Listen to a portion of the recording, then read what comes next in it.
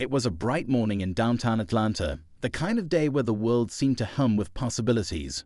The sun beamed down on the courthouse steps as people hurried inside, their faces a mix of anxiety, determination, and resignation.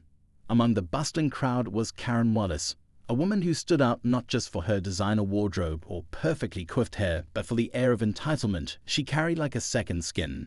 Karen wasn't used to being told no, and she certainly wasn't used to answering for her actions. Today, though, the stakes were different. She wasn't walking into a high-end boutique or an upscale restaurant. This was a courtroom, and sitting behind the bench was someone who wouldn't be impressed by her wealth or privilege: Judge Marcus Henderson. Judge Henderson was the kind of man who commanded respect without raising his voice. His reputation was built on fairness, wisdom, and a sharp mind that left no room for nonsense. In his courtroom, everyone was equal, no matter their background, their bank account, or the car they drove. But Karen, oblivious as ever, hadn't gotten the memo. As she strutted into the courtroom, her expensive heels clicking loudly against the tile floor, she couldn't help but sneer at the setup. She whispered something to her equally out-of-touch attorney, a smirk spreading across her face as she surveyed the room. The case was straightforward, at least on paper. Karen had been charged with multiple counts of fraud after an elaborate scheme to exploit her employees had come to light. The evidence was damning: paper trails, testimony, and even recorded conversations that painted a clear picture of her wrongdoing. But Karen, true to form, believed her money and influence would pave the way to freedom. After all, it always had before. As the court proceedings began, Karen's arrogance was palpable. She interrupted the prosecutor, rolled her eyes during witness testimonies, and even muttered under her breath when Judge Henderson addressed her. But it wasn't until she made a snide remark about the judge's background, loud enough for the courtroom to hear, that the air grew thick with tension. The room fell silent, every eye fixed on Judge Henderson. For a moment, it seemed as though time itself had paused. Karen, either oblivious to the weight of her words or simply too entitled to care, leaned back in her chair with a smug grin. Judge Henderson, however, remained composed. He straightened in his seat, his expression unreadable, and glanced briefly at the papers in front of him. "You seem to misunderstand where you are, Ms. Wallace," he said calmly, his voice steady but carrying an undeniable edge. Karen chuckled, as though the judge's words were part of some inside joke she hadn't quite understood. "With all due respect, Your Honor," she began, her tone dripping with condescension. "I'm not here to be lectured. Let's just get this over with so I can get back to my life." Judge Henderson's gaze didn't waver. "Oh, we'll get to the sentencing soon enough," he replied, his words laced with something unspoken. A promise, perhaps, or a warning. The courtroom was electric, every person on the edge of their seat. Even Karen's lawyer seemed to sense the gravity of the moment, tugging at his collar and leaning in to whisper something to his client. But Karen waved him off, her arrogance blinding her to the storm brewing before her. What happened next would leave everyone in that room, and soon the entire nation, speechless. The courtroom buzzed with an uneasy energy as Judge Henderson leaned forward, his steady gaze fixed on Karen Wallace. For a man known for his even temperament, there was something different in his demeanor now, something almost impossible to read. The quiet murmurs in the room grew louder, only to be quickly hushed by a sharp rap of the gavel. Karen, utterly unfazed, checked her phone under the table, as if the entire proceeding were nothing more than a minor inconvenience. She hadn't always been this way, though. Her beginnings were modest, rooted in a small Midwestern town where her father had owned a hardware store and her mother worked nights as a nurse. But Karen had always wanted more. She wasn't content with quiet stability. She wanted power, influence, and most of all, the freedom to live by her own rules. Her rise had been nothing short of meteoric. Starting with a small boutique business, she had leveraged loans, connections, and an undeniable knack for sales to build an empire. But with success came greed, and Karen had developed a habit of cutting corners. A creative accountant here, a few unpaid invoices there, it was all part of the game to her. She justified her actions as necessary sacrifices, even when those sacrifices meant taking advantage of the very people who had helped build her fortune. One of those people was Gloria Carter, a former employee who had once admired Karen. Gloria had worked tirelessly for years as Karen's personal assistant, managing her hectic schedule and shielding her from the daily grind of running a business. But when Gloria fell ill and needed time off, Karen had been quick to replace her. Worse still, Gloria discovered later that Karen had withheld her final paycheck, claiming unfulfilled duties as the reason. For Gloria, who was already struggling to make ends meet, it had been a devastating blow. Gloria wasn't the only one. Over the years, Karen's list of burned bridges had grown long and tangled. There were contractors who had never been paid, small vendors left in financial ruin, and even former friends who had lent her money in good faith, only to find their calls and emails ignored. Yet, Karen had always found a way to wriggle free from consequences, until now. Back in the courtroom, Judge Henderson's calm exterior began to crack, just enough for a faint trace of disappointment to show. He had seen his fair share of defendants who believed their wealth or status placed them above the law. But there was something uniquely frustrating about Karen's arrogance. It wasn't just that she refused to acknowledge her wrongdoing. It was that she genuinely seemed to believe she was untouchable. "Ms. Wallace," the judge said, his voice cutting through the tension like a blade. "Before we proceed any further, I'd like to ask you a question." Karen barely looked up. "Sure," she said dismissively. "Do you believe you're above the law?" he asked, his tone calm but firm. Karen's smirk widened. "I believe the law is subjective, Your Honor. It's open to interpretation. Wouldn't you agree?" A gasp rippled through the courtroom. Even Karen's lawyer shifted uncomfortably in his seat, his expression a mix of frustration and fear.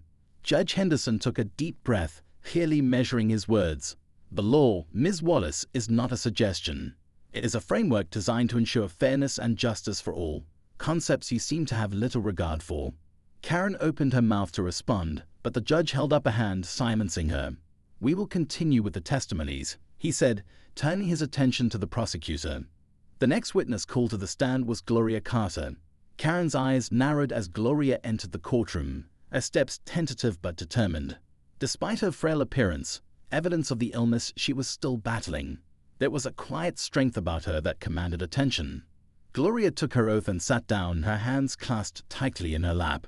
The prosecutor began by asking her to recount her experience working for Karen. As Gloria spoke, her voice steady but tinged with emotion, the courtroom listened intently. She described long hours, impossible demands, and ultimately the betrayal that had left her struggling to keep a roof over her head. Karen, meanwhile, looked bored. She rolled her eyes, tapped her nails against the table, and whispered something to her lawyer. But Judge Henderson's piercing gaze kept her from pushing her antics any further. As Gloria's testimony continued, the prosecutor produced emails, text messages, and other evidence that corroborated her claims. One particularly damning email showed Karen instructing her accountant to find a way to avoid paying Gloria what she was owed. "Ms. Wallace," the prosecutor said, turning toward Karen, "do you have anything to say in response to this evidence?" Karen leaned back in her chair, crossing her arms. "Gloria was an employee, not a charity case," she said coolly. "If she didn't fulfill her duties, why should I have paid her?" A collective intake of breath filled the room. Judge Henderson's expression darkened, but he remained silent, allowing the prosecutor to continue. Over the next hour, more witnesses came forward. A former contractor detailed how Karen had refused to pay for renovations on one of her properties, claiming the work was subpar despite clear evidence to the contrary. Another vendor recounted how Karen had exploited a loophole in their contract to withhold payment for months, nearly forcing him into bankruptcy.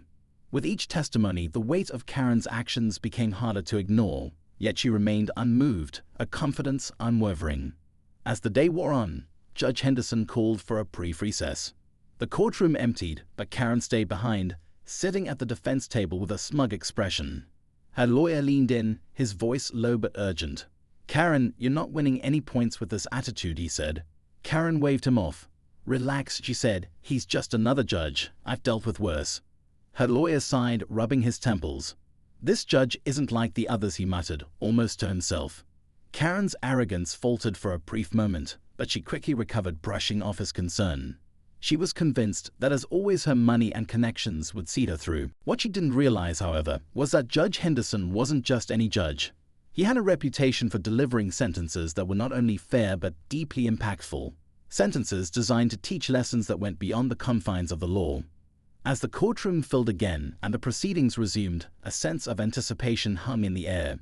Judge Henderson looked down at Karen, his expression unreadable, as if he were weighing something far greater than the facts of the case. And then, without warning, he announced, "We will move to sentencing tomorrow. Court is adjourned." The gavel struck, and the room erupted in murmurs.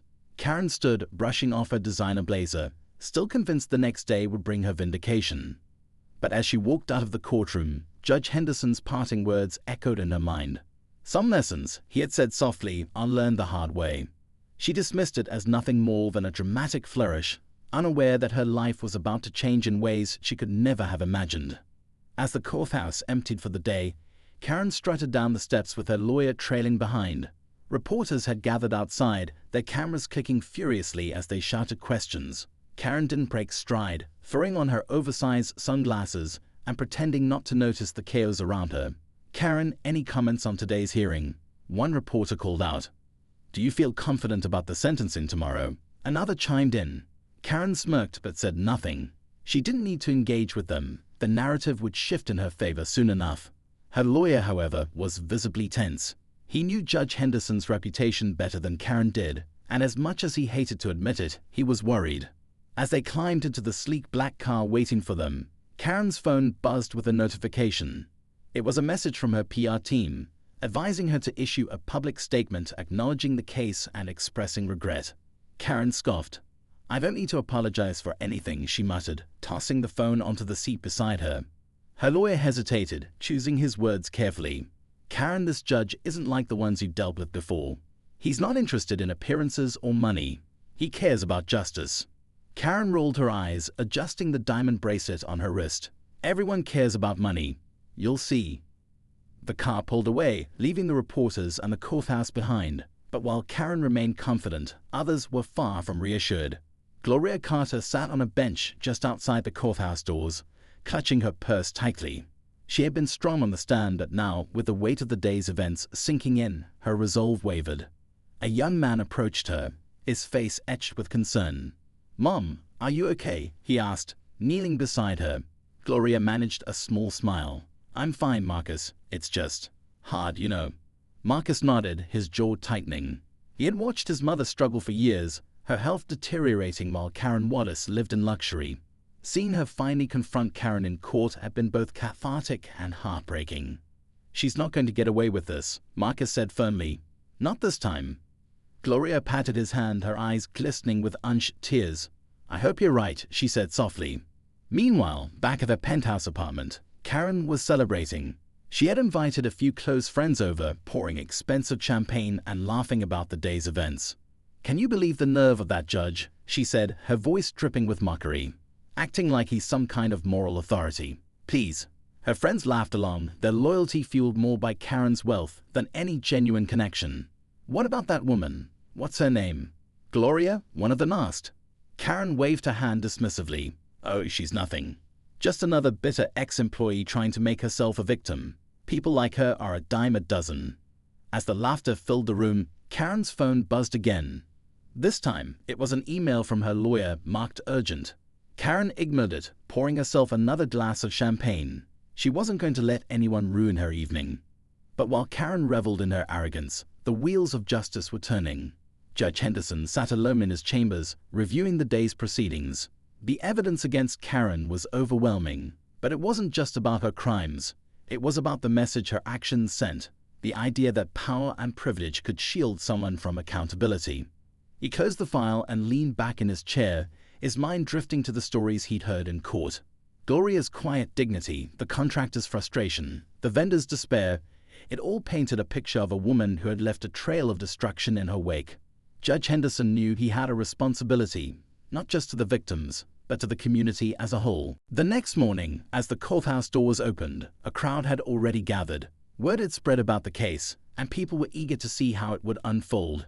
Karen arrived late, as usual, her confidence unshaken. She wore a tailored white suit, her heels clicking sharply against the floor as she made her way to the defense table. Judge Henderson entered the courtroom, his presence commanding immediate silence. The proceedings resumed and the prosecutor presented additional evidence. Details of Karen's extravagant lifestyle, funded by the very people she had exploited. Karen's lawyer objected, arguing that her personal spending was irrelevant to the case. But Judge Henderson allowed the evidence, stating that it provided important context for understanding her actions. As the prosecutor laid out the lavish vacations, designer shopping sprees, and private parties, the tension in the room grew. Karen's expression remained stoic, but for the first time there was a flicker of unease in her eyes.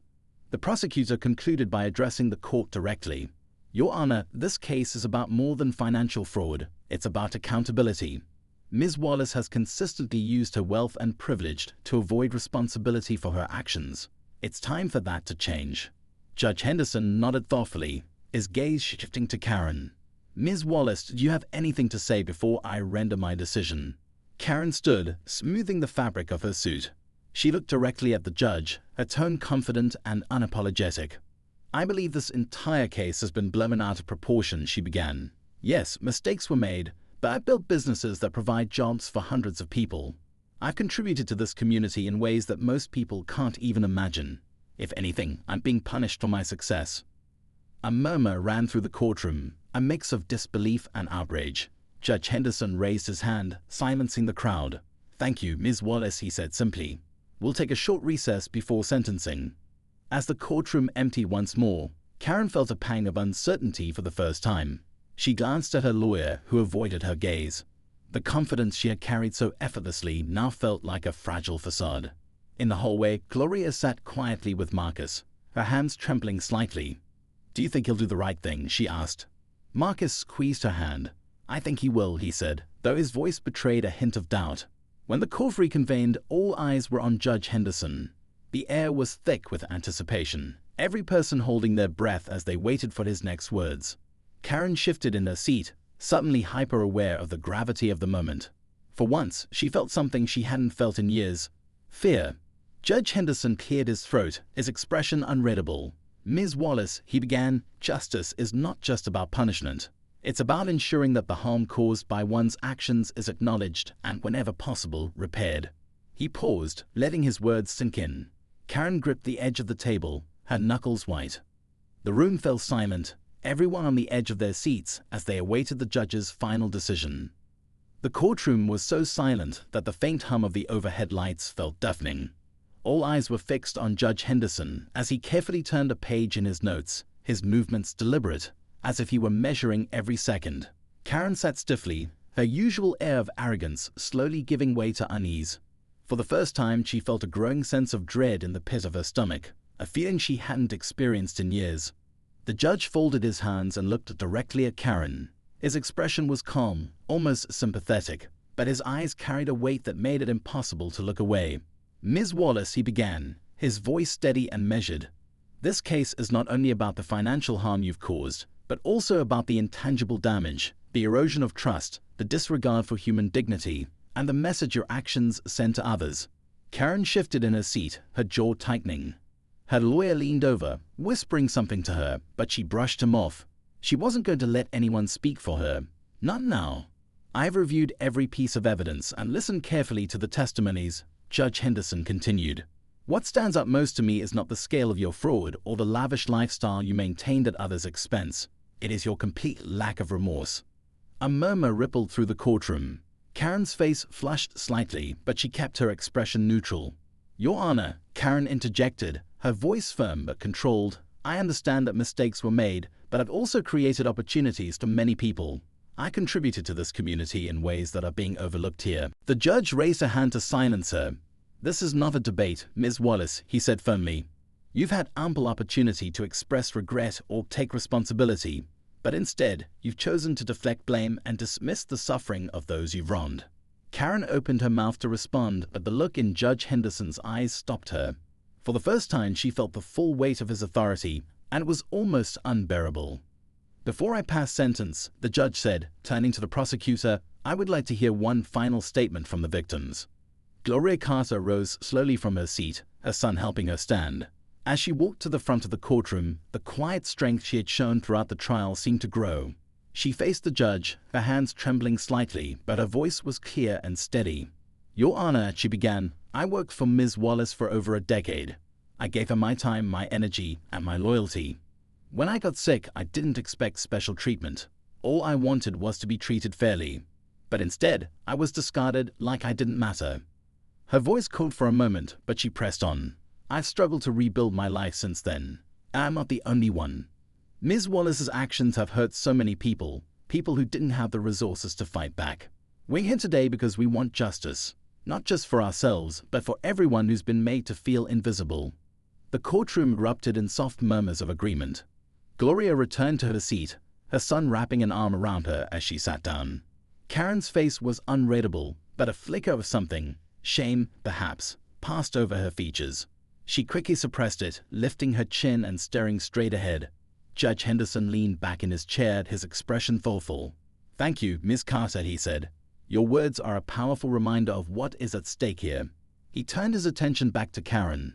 "Ms. Wallace, the choices you've made have consequences, and it is my duty to ensure that those consequences reflect the gravity of your actions.